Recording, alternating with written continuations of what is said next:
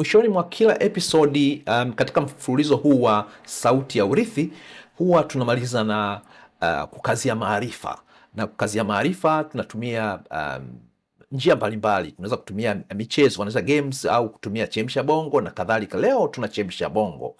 Tukimaliza episodi ya kwanza tuna chemsha bongo, na chemsha bongo yetu imegawanyika katika maeneo matatu.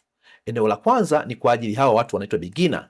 Beginner ni ile kiwango cha chini. Kuna wale wa kiwango cha kati ambao wanaitwa intermediate, watakuwa nao na kazoezi kao, na tutamaliza na hawa watu wanaitwa advanced au kiwango cha juu katika mambo ya muziki. Sawa. Sasa katika kila kiwango au katika kila session tuna sekunde kama 20 hivi. Nitakusomea maswali matatu, halafu nitakupa sekunde 20 uweze kujaribu kufanya hako kanani pale. Ni maswali rahisi sana, unachagua tu kama ni A, B, C, D au D, basi ni hivyo. Basi moja tuanze na wale watu wa beginner. Beginner, swali lenu la kwanza ni hili: je, noti ni nini? Unaposikia noti ni nini? Je, ni rangi? A, B ni sauti? C ni chakula? Au D ni maji? Hilo ni swali lenu la kwanza. Swali la pili, nitakupa nafasi ujibu. Swali la pili, ni noti ipi ina beats 4? Ni noti ipi ina beats 4? Je, ni ile inaitwa nusu noti? A, B robo noti, C noti nzima, au D ni ile wanaita kinane?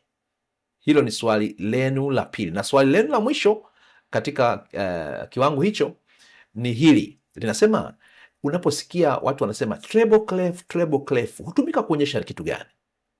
Je, A ni kutumika noti za inaonyesha noti za chini, B inaonyesha tempo, C inaonyesha noti za juu, na D inaonyesha volume.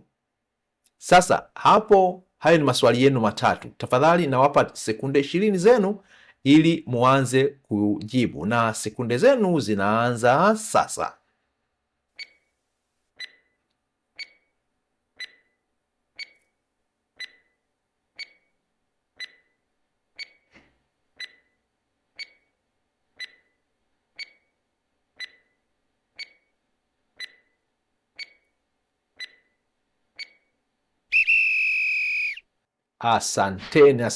Asanteni sana. Haya, hawa walikuwa ni beginner. Sasa twende kwenye wale watu wa intermediate. Intermediate, maswali yenu ni haya. Swali la kwanza au ni la 4 katika mtiliko wetu. Ninasema hivi, ile 4 kwa 4 ina maana gani?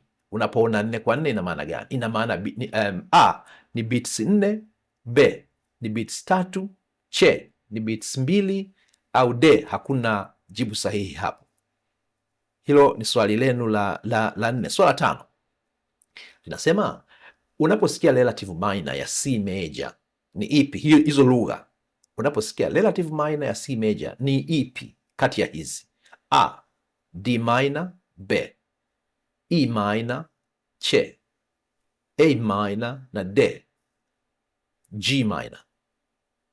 Swali la 6 ambao ndio swali la mwisho katika kiwango hicho inasema hivi: interval ya C hadi G ni ipi? Yaani hapa nikisema hapa, umeona interval ya kutoka hapo C hadi kwenda G ya ni ipi kati ya hizi?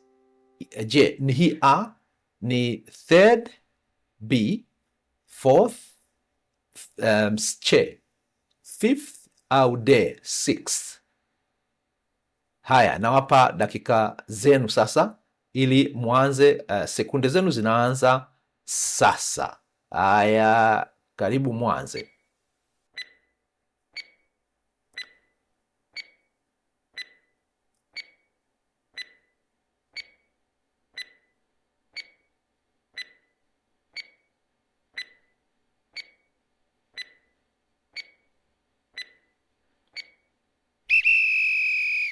Asanteni.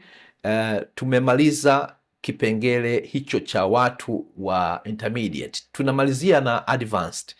Advanced, maswali yenu yanakuja hapa. Hili ni swali la 7. inasema ni progression gani hutumika sana kwenye hits, yaani kwenye ile unaposikia miziki mingi inapata hits, ni progression gani inatumika kati ya hizi?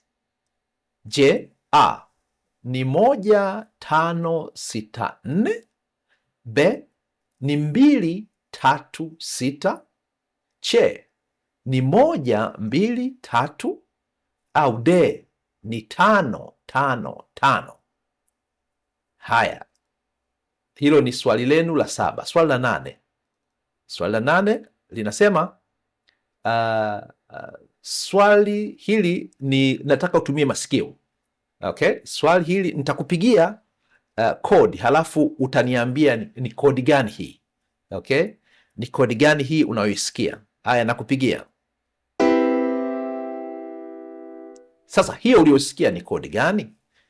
A ni major chord, B ni minor chord, C ni dominant 7 chord, au D ni sus4 chord. Na tunamaliza swali letu la mwisho, swali la 9 kwa ajili ya advanced. Haya, unaposikia wanasema relative minor ya C major, hiyo ni ipi kati ya hizi? A ni D minor, B ni E minor, C ni A minor, au D ni G minor? Muda wenu unaanza sasa.